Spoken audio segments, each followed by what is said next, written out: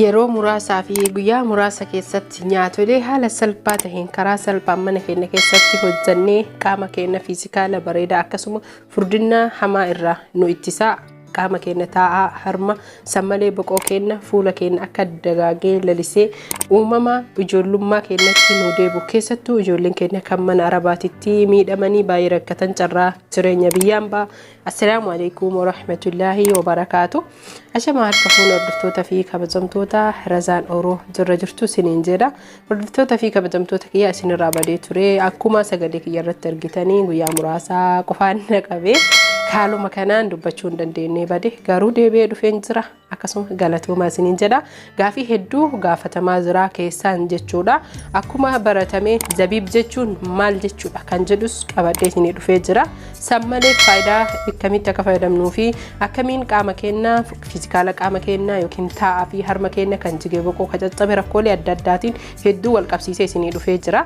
Kanaaf horooniin maatii koon tahin subscribe gochuun maatii kootti dabalama. Warri subscribe gootan galatooma. Video yeroo ilaaltan like godha. Maaliif like gochuun garaas nyaata hiribuleeyyan kiyya yookiin akkasuma maatii kiyya isiniin jedha. Kanaaf galatooma hundi keenya like godha gara video haaseenu isiniin jedha. Asitti kan argitan zabiibidha. Haalan zabiibii jalqaba irratti dhiifaman of kolchaa zabiibin isinii ibsa malee garuu waan qaama keenya furdisan yookiin fiizikaala keenya ijaaran haala bareedaa taheen furdina yoo jedhu namni furdina fokkataa san osoo hin tahin qaama keenya fiizikaala qaama keenya ijaaruu fi haaromsuu akkasuma humna gaarii nuu kennuu fi dhiiga keenya kan hir'ate nuu deebisuuf jechuudha. Kanaaf zabiibiin bifoota hedduun kan jiranidha.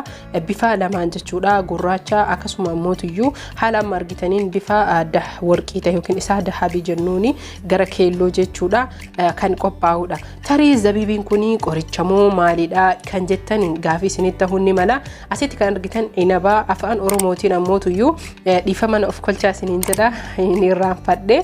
Inni kuni irra caalaa inabaan fayyadama waan ta'eef of kolchaa jedhee jiraarra deebi'ee inaba kana ni bitannaa ni dhiyeeffannaa jechuudha. Inni gosti isaanii warrumaa jechuun kuduraa fi muduraa biyya keenyatti gahanirraa dhaayi.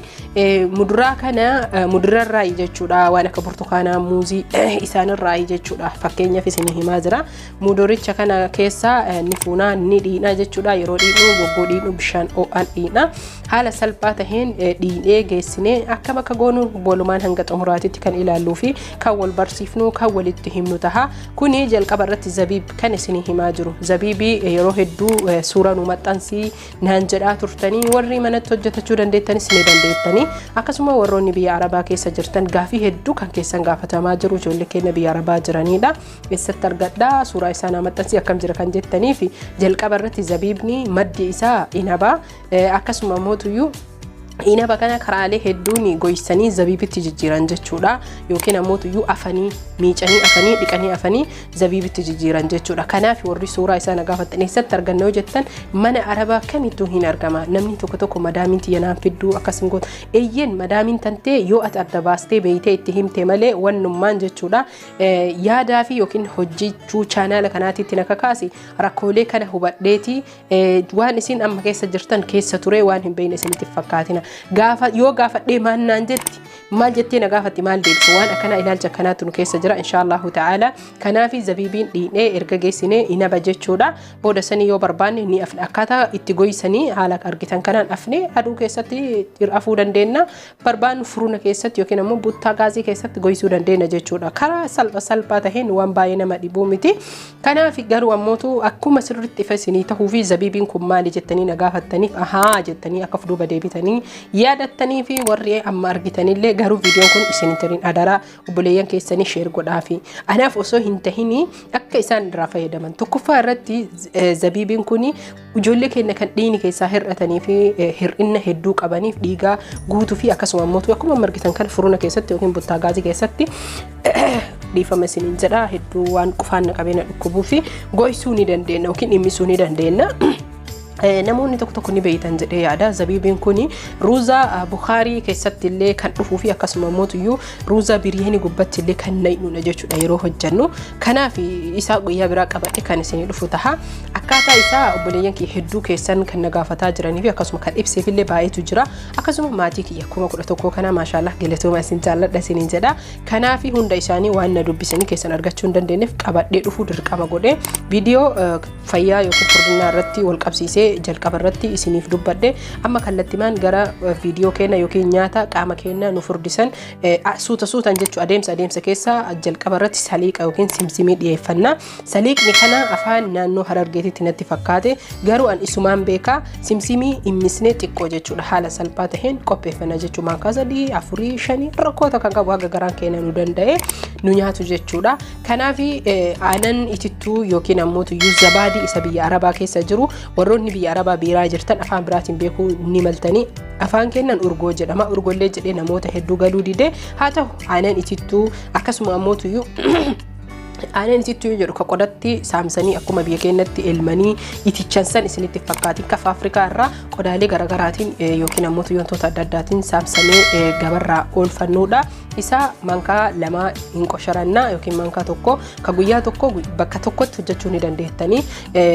Isa sanii aanan itittuu kana yookiin ammoo zabaadii haa ta'u urgoo afaan 3 isinii ibse isa kana mankaa 3 qopheeffannaa. Eegasii ammoo saliiqa yookiin simsimii kana mankaa 3 qopheeffannaa. Itti aansinee jechuudha zabiiba itti goona. Akkaataa fayyadama isaa walumaan kan ilaallu taha. Obboleeyyan kiyya akka qorichaatti kan an isin barsiisaa jiru yookiin kan an isin ibsaa jiru jechuudha.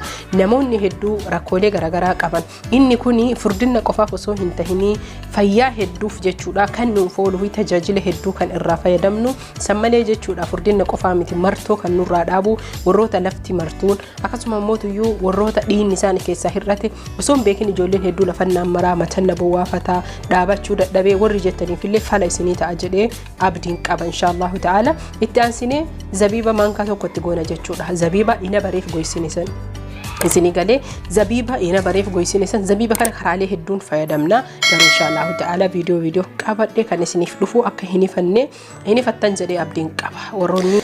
Kanaafi akka hinifannetti haala salphaa taheen jechuudha. Zabiiba kana karaalee hedduun fayyadamuu ni dandeenya. Akkasuma ammoo faayidaa hedduu irraa ooluu ni dandeenya. Kana qofa osoo hin tahin faayidaalee hedduudha kan qabudha.